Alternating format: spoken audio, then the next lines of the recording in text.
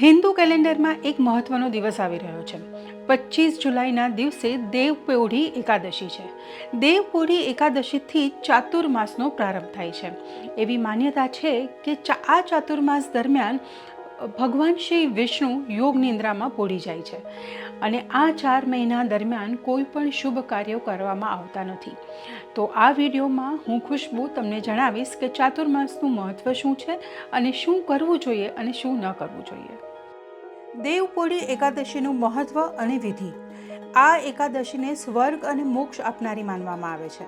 આ દિવસે સવારે વહેલા ઉઠીને સ્નાન કરવું, ત્યારબાદ ભગવાન વિષ્ણુની મૂર્તિને પંચામૃતથી સ્નાન કરાવીને શણગારવી, પૂજામાં ફળ, ફૂલ અને તુલસીના પાન ખાસ અર્પણ કરવા. ભગવાન વિષ્ણુના સૂઈ ગયા પછી આ સમય દરમિયાન તપ, જપ, દાન અને ધાર્મિક કાર્યો કરવાથી ઘણું પુણ્ય મળે છે. આ સમયમાં ખાસ કરીને સાધુ સંતો એક જ જગ્યાએ રહીને ભક્તિ કરે છે. વ્રત કરનારા લોકો બીજા દિવસે સૂર્યોદય પછી જ નિયમ અનુસાર ઉપવાસ છોડે છે. આ એકાદશીનું વ્રત કરવાથી મનુષ્યને ભગવાન વિષ્ણુના આશીર્વાદ પ્રાપ્ત થાય છે અને જીવનમાં શાંતિ અને સુખ આવે છે.